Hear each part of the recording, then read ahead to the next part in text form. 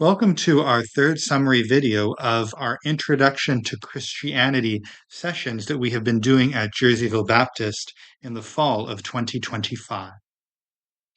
In the previous video, we saw that not only Adam and Eve, but all of humanity and all of creation are in a terrible state because sin entered the world. The creation that was once very good is cursed. All people are now subject to death, both physical death and spiritual death, which is separation with God, resulting in hell. But we saw that even in the Garden of Eden, God was not finished with humanity, but had a plan of redemption. Broadly speaking, what the Old Testament does in a variety of ways is prepare the hearts and minds of people for the coming of Jesus Christ. Jesus said in Matthew 5:17, "Do not think that I have come to abolish the law or the prophets. I have not come to abolish them, but to fulfill them." Jesus said his teaching and his coming were not invalidating or replacing the Old Testament.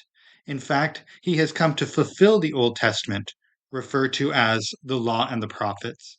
Rightly understood, the Old Testament points forward to and anticipates the coming of Jesus.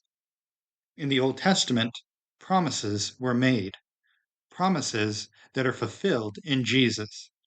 Early in the Bible, God told Abraham that he would have a special relationship with him and his descendants. In time, the promised line of Abraham's children were enslaved in Egypt. They cried out to God for help, and he delivered them.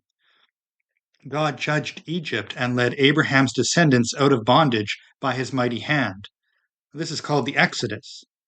Abraham's family, the nation of Israel, were led to Mount Sinai.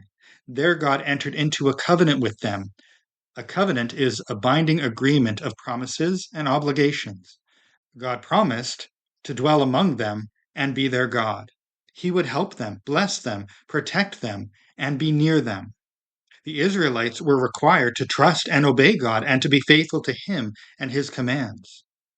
However, as descendants not only of Abraham, but also of Adam and Eve, the Israelites sinned and rebelled against God. They followed the pattern of Adam and Eve. They broke the covenant. The failure of the covenant made it clear that there needed to be a new and better covenant. The future covenant included better promises and could not be broken by human disobedience. In this covenant, there are promises of deliverance. God is a God who saves, as was evident by the Exodus, but a greater deliverer is coming. There is going to be a greater Exodus. This greater deliverer is one of whom it is said, "The Spirit of the Sovereign Lord is on me, because the Lord has anointed me to proclaim good news to the poor. He has sent me to build up the brokenhearted, to proclaim freedom for the captives, and release from darkness for the prisoners, to proclaim the year of the Lord's favor." That's Isaiah 61, 1 and 2a. There is a coming Messiah, an anointed one sent from God to deliver and to rule. There's a promise of a king. Eventually, the nation of Israel had kings. Some were good and some were not. They were selfish. To the great King David, this promise was given. "When your days are over and you rest with your ancestors, I will raise up your offspring to succeed you, your own flesh and blood, and I will establish his kingdom. He is the one who will build a house for my name, and I will establish the throne of his kingdom forever."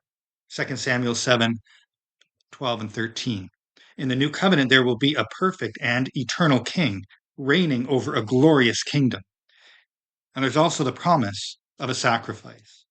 The people are sinners, but God has taught them that through a sacrifice of blood, there can be forgiveness. God told the Israelites that they had to do daily and annual sacrifices for sins. The principle is that the guilt is transferred to the animal and then removed from the sinner by the death of the sacrifice. They learned that a blameless sacrifice could be substituted for the guilt and sin of another. However, the sacrifices in the Old Testament continued because the blood of animals was not sufficient to fully atone for sin. There had to be a better sacrifice.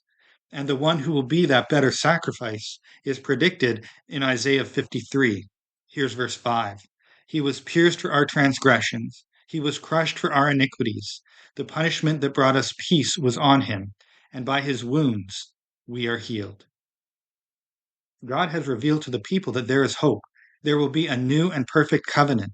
The Old Testament teaches them to expect a deliverer, a king, and a sacrifice. But how will all of this happen? How will God do this? And we'll take up those questions in our next video. Thank you for listening.